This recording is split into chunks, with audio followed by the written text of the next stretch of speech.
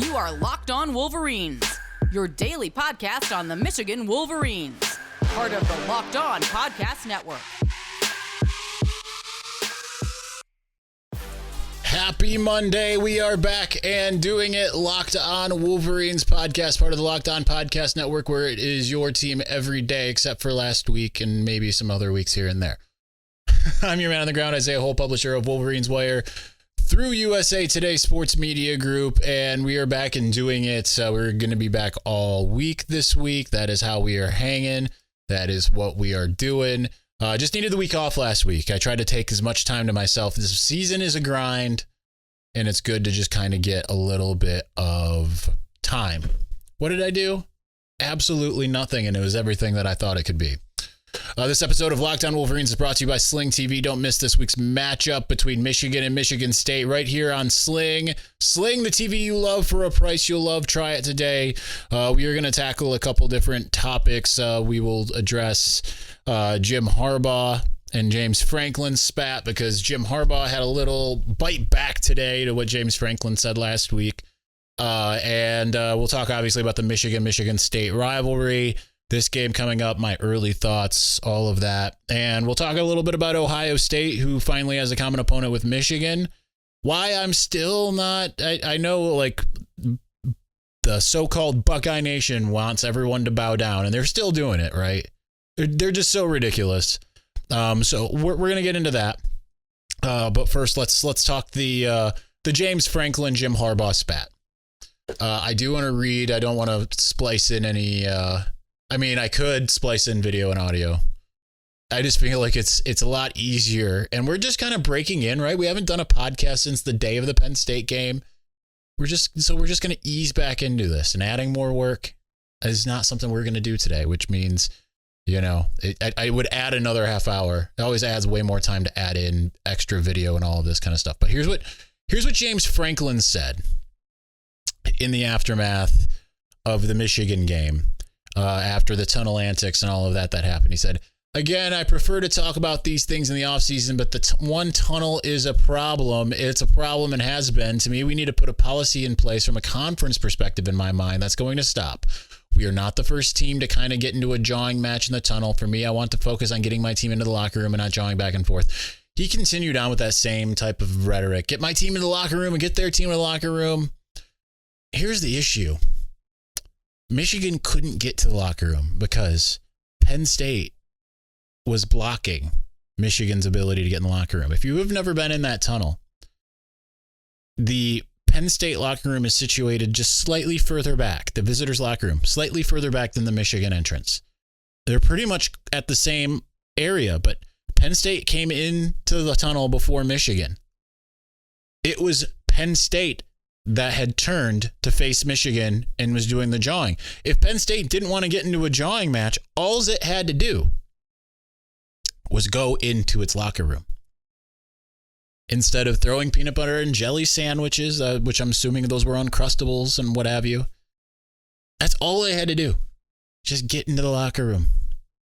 But they didn't. They wanted to sit there and jaw back and forth. And Christopher Breiler from the Winged Helmet / the Wolverine Fan Nation, whatever that outlet's called at SI. He had the opposite view of what I had, which was James Franklin kind of, I watched it once. I didn't take notes, so I don't know exactly how that all went down. But, he was not necessarily diffusing the situation either. So here's what Jim Harbaugh said today. Really got bigger fish to fry than Coach Franklin's opinion on the halftime tunnel from a game ago. But all they got to do is walk into their locker room. I think you saw pretty clearly that they completely stopped. They weren't letting us get up the tunnel, and it just seemed like such a sophomoric ploy to try to keep us out of the locker room. And he looked like he was the ringleader of the whole thing. But no, I've got bigger fish to fry than to worry about that kind of whining.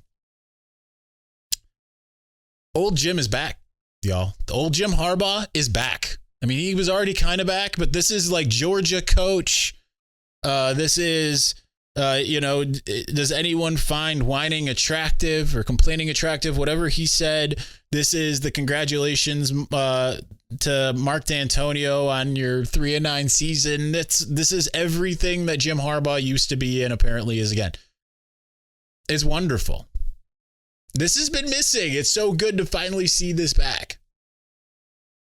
But he's not wrong either, right? If Penn State wanted to have nothing to do with it, then all they had to do was walk into the locker room. All they had to do, and they didn't. To me, this was one of those things like, you know, if Penn State would have won, and I know I said this after the game, if Penn State would have won, James Franklin would have been out there saying, like, we just have a toughness about us. You know, we aren't going to let other teams sit there and dictate to us, blah, blah, blah. But because they lost, it becomes off as sour grapes. It's absolutely absurd. So, kudos to Jim Harbaugh for striking back.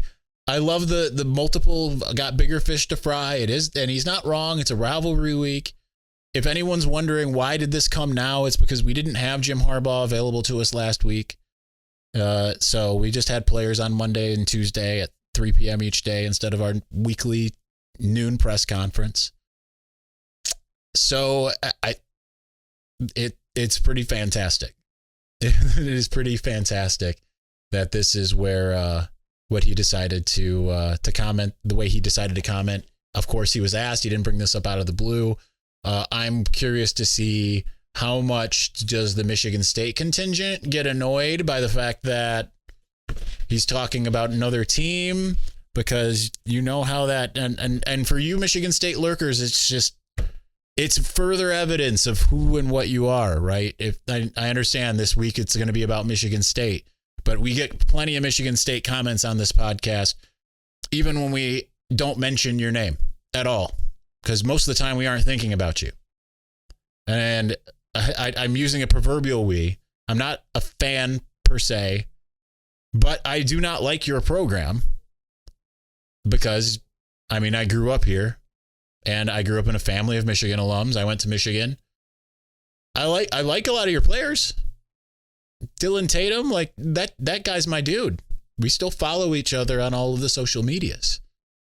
I do like some of your players. You got some guys that I like. And that's the funny thing about all of this is just the weirdness of rivalries, because I don't take it nearly as seriously as any fan would, right? Michigan loses. All right, it's work time. Michigan wins. All right, it's work time.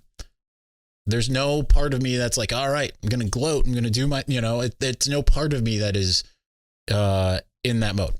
But we'll continue talking about that because here in a minute, because I'm clearly just kind of moving on already. All right, listen. Our partners this week's Thrilling Moment in College Football is brought to you by Nissan. The thrilling designs behind the new lineup from Nissan are intended to empower drivers in vehicles as capable as the driver themselves. When I think of the unbelievable abilities on the field for this week's Thrilling Moment, which it isn't for this week, Michigan was on bye, it has to be, I'm just going to go all the way back to J.J. McCarthy's first passing touchdown of the season, because obviously that's what you hope to see on Saturday when they play Michigan State at night. It was just a busted coverage, amazing situation with Roman Wilson breaking free, perfectly placed ball. Obviously, in order to win big games like this, regardless of how bad Michigan State may or may not be, you have to be able to take advantage of what the defense gives you. So if they sell out to stop the run, you want to see J.J. McCarthy being able to go over top and hit one of his big playmakers. I am definitely looking for Roman Wilson to get really involved. All right, this segment has been inspired by the thrilling new designs featured across Nissan's new lineup of vehicles. Pursue what thrills you in the all-new Frontier, Armada, or Pathfinder today. Available now at Nissan.com.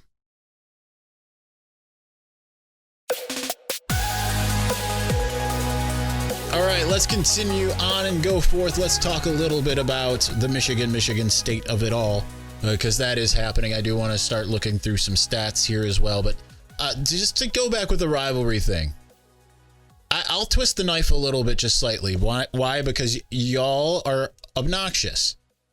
I won't twist the knife of any fan base that isn't obnoxious.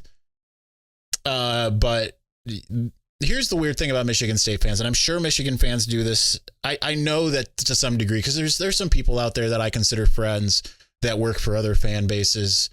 cover other teams that Michigan fans don't like. I've said here on this podcast before, I would not be in the position I am in without the tutelage and mentorship of Tom Loy, who covers Notre Dame. He has been a massive help. Back when I worked at 24/7 Sports, he was definitely someone I looked up to. And when I went into working for 24/7 Sports, I remember it was like I went to the All-American Bowl that whole week, and I knew Tom was going to be there, and I was like still in fan mode because I was coming in as a fan at that time. And I was thinking like, oh man, I'm going to have to, this guy, I already know I'm not going to like this guy. I couldn't be more wrong. He was incredible. He is incredible. And when they made cuts after the merger at 24/7 with Scout, that was Tom was one of the first people who called me. So we don't have that, right? Like when I see Dave Biddle from Bucknuts or Steve Hellwagon or Jeremy Birmingham, who I didn't work with directly, or like I'll DM people like Andrew Lind or Alex Gleitman, people who cover Ohio State. It's all congenial. We don't have that, right? Like we're just doing the best of our ability to cover our team. And for me, that meant killing my fandom. I realized once, like, there was just a point that in order to do this job professionally, I had to no longer be like a fan that wanted Michigan to win.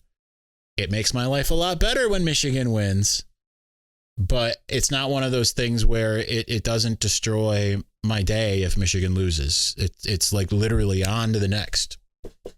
So I find it really weird when I constantly have Michigan State people on any of my social media profiles trying to talk trash. Ohio State too, but we'll get to Ohio State here in the end.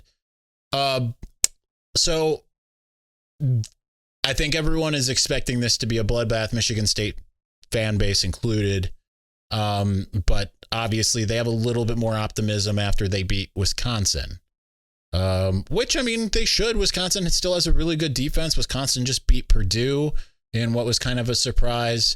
Wisconsin's got the 33rd best defense in the country. It's not a typical Wisconsin defense, but it certainly is a good one. But this is still a team that is unlike the likes of anything that Michigan State has seen thus far. I think you would say that Washington was probably Washington and Ohio State are the two best teams they've seen thus far. You could throw Minnesota in there as well. Washington has the 57th ranked defense. Ohio State has the 2nd ranked defense. So yeah, that's as far as that's concerned. Michigan is just slightly below Ohio State at number 5. And they allow just about 10.1 yards more per game than Ohio State in a week-to-week basis. So it's going to be a challenge for Michigan State. On the other flip side, for the Michigan offense, they're going up against the 105th ranked defense in the country. Now, when it goes to yards per play, it is what it is. We'll look at the red zone and everything, because obviously Michigan State's pretty decent in the red zone. But when it comes to teams that Michigan's faced, the bad defenses, when it comes to that, so far Michigan has faced, some of these teams got a lot better, because right now it's Hawaii that's just slightly below. They're only 7 spots below at 112. So Hawaii, Indiana is just 3-4 spots ahead of Michigan State at 101.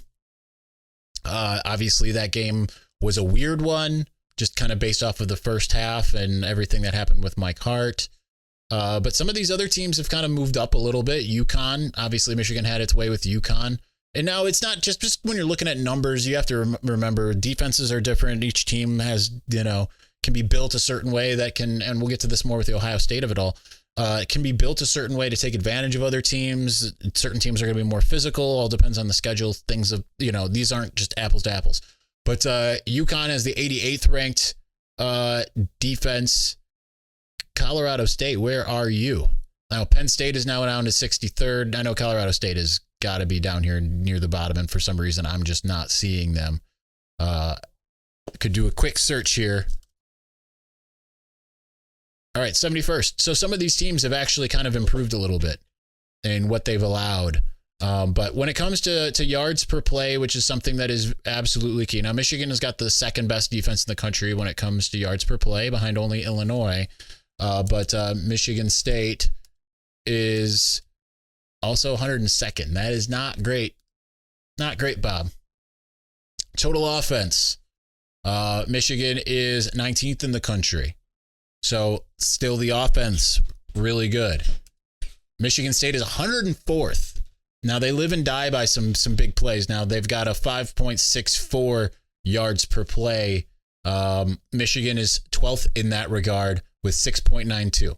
So Michigan State is a little bit more middling, still kind of bottom third at 81 in the country.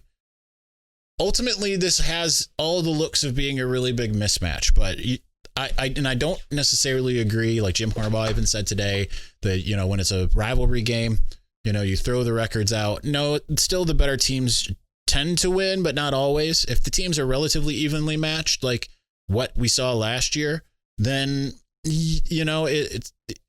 that's when it does kind of come into play, but not in a situation like this where there's Michigan has no business losing to Michigan State whatsoever. It's pretty clear Michigan is one of the best teams in the country in all three phases of the game. Michigan State is relatively good on special teams, and that's about it. And that's my phone. My best friend calling. Sorry about that, y'all. Yes, it is Yakety Sax when he calls. But yeah, Michigan State has no business really being in this game. Now, certainly they'll have some things drawn up. I'm sure that their first drive, their scripted drive, could look really good. If it doesn't, then Michigan should feast. Michigan's second half adjustments have been generally very good. The only times where I've seen the Michigan defense not look good in the second half was really when it was garbage time against any of the teams that they faced. You can count Maryland. Okay, fine, whatever. But big step up in competition. Michigan really did handle business. It was a 2-score game for much of the game. Generally, Jim Harbaugh is not trying to go out there and blow teams out, but I do feel like that will be the case here. I do think that this will be like we are going to try to embarrass you type of game. Now, it's going to be incumbent upon Michigan to execute. That is the thing that Michigan has been really good at in general, is executing. Michigan State, they get a couple players back, or they got a couple players back a couple weeks ago here in Xavier Henderson and Jacob Slade. That's big for their defense. Certainly that could be a step up. They tend to have done well against the run in general, especially against Michigan, including last year. As far as rushing defenses are concerned here, completely messed myself up here. I mean, it's ranked 80th in the country, 153. They allow an average of 4 yards per carry in general. But they should not be able to run the ball unless Michigan just finds ways to just shoot itself in the foot like it did last year. But I feel like it's learned its lessons from last year. Michigan State will be a desperate team looking to do everything it can. But again, Michigan has always had more talent than Michigan State, and yet that hasn't always mattered. Certainly there were some years, 2013 and 14, where that wasn't the case. Ultimately, if Michigan makes this lets this be a close game, it's because Michigan is doing things that it just does not characteristically do. It had that situation last year, and Michigan State was down by 16 and battled back. Of course, the referees, mixed with Kenneth Walker, all that stuff did not play in Michigan's favor. So it's incumbent upon Michigan to go out there and step on their throat. I think one of the weird things when it comes to these types of rivalries, or just even in a week-by-week basis, whenever Michigan is playing a team that is at least considered to be good, or it's a rivalry game or something of that nature, you look at a game like this and well before you get there, and then you're like, yeah, Michigan's going to win this game handily. But then you get to the week of, and it's like, this is going to be tough. But that's hopefully what the team is thinking, right? Donovan Edwards out there saying, like, we are going to win, all this kind of stuff. Listen, you better back it up. if you're Michigan, you better back it up. And I think that they will. They feel angry about last year, and Michigan is a team that has more talent. But then again, we'll see what happens with Ohio State. Ohio State's a team that arguably has more talent, and they're angry this year from what happened last year.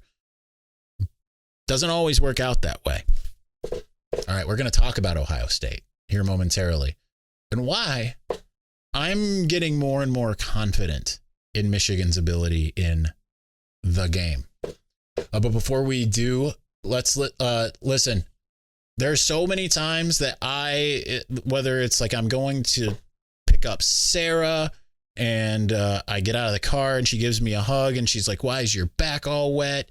Or, I just go to shake someone's hand and because I have sweaty palms, I have hyperhidrosis. I sweat very, very easily. There's a lot of times where it's really embarrassing. Every time I go to the post-game press conference, if I'm not using SweatBlock, and if it's the weather like it is outside right now, I get a lot of comments about how sweaty I am. It's embarrassing. So, you guess what? Fix my problem with SweatBlock. Now, they've got a bunch of different things that you can use. You can use the wipes. You can use the deodorant. I tended to use the deodorant more than the wipes, but I've used the wipes as well. It gives you the confidence to wear what you want without embarrassing underarm sweat. So listen, if you or someone you love is experiencing embarrassing sweat or odor, try SweatBlock. Save 20% off with the promo code on sweatblock.com. It's also available on Amazon.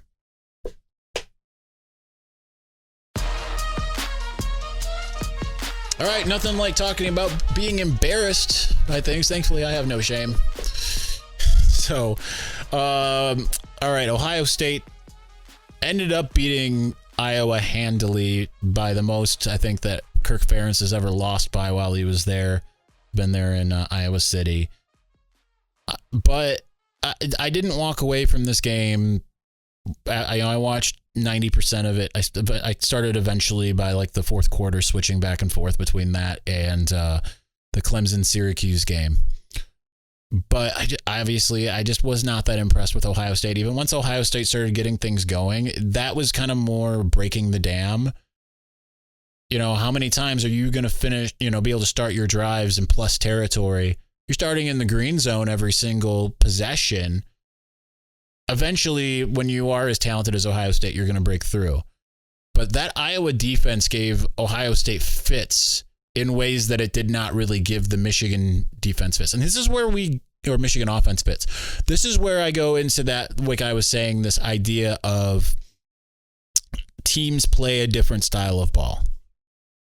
Like I started seeing, I'm on Twitter, I'm rolling through everything. I'm seeing Ohio State fan comments like, well, Michigan only beat Iowa 27-14, and we were 26 to 10, 26 to 13. I can't remember. I think it was 26 to 10 at half. So that just gives me proof that Ohio State is better.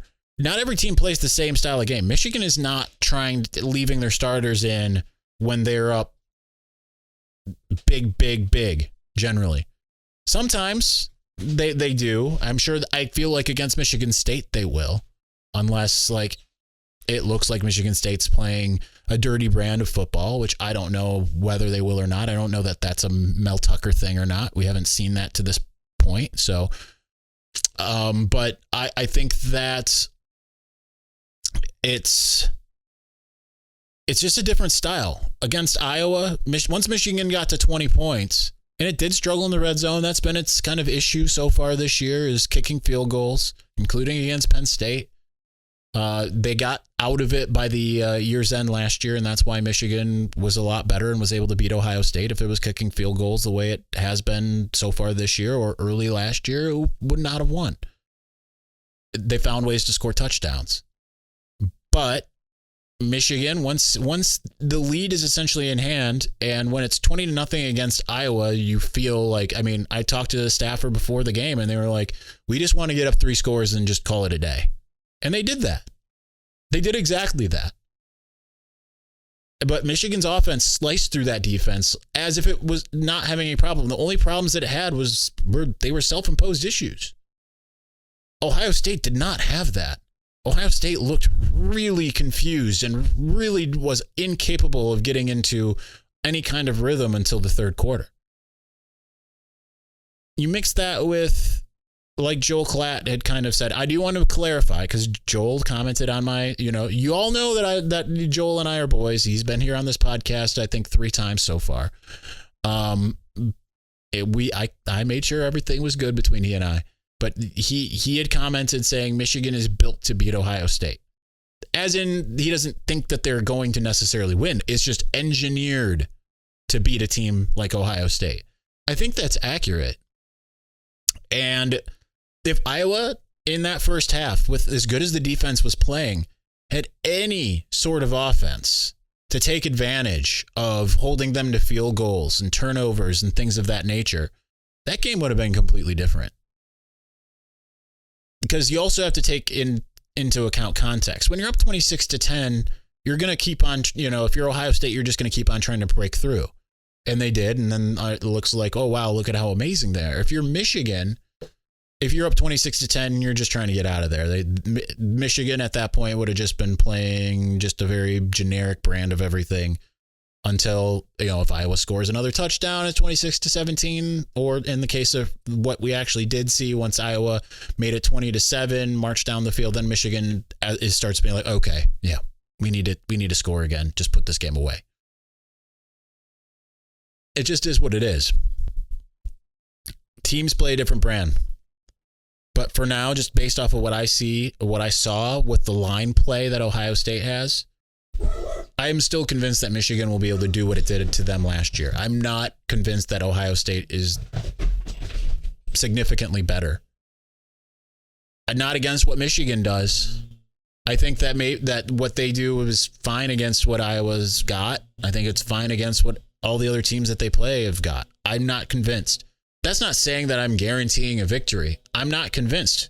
The good news is, especially for all you Ohio State people who are so upset when I'm making Iowa jokes, like I made a joke about because Gus and Joel talking about this Ohio State defense. And I'm like, listen, it ain't the Ohio State defense doing this to Iowa. Iowa can do bad all by itself. And then you get those angry Ohio State fans that are like, how dare you? Listen, it's not inaccurate. So I'm not convinced. Guess what? I will be convinced one way or the other on November 26th. At that point, you'll either have my congratulations or something else. So that's that. All right. Not sure what we're going to talk about on Tuesday or Wednesday, for that matter. I'm sure it'll be Michigan State related, but doing a little bit of a hodgepodge with the welcome back episode. But we will be back all week. It's rivalry week. We have to be. So that's how it's going to go. Thanks for watching and or listening. We'll talk to you soon. Peace.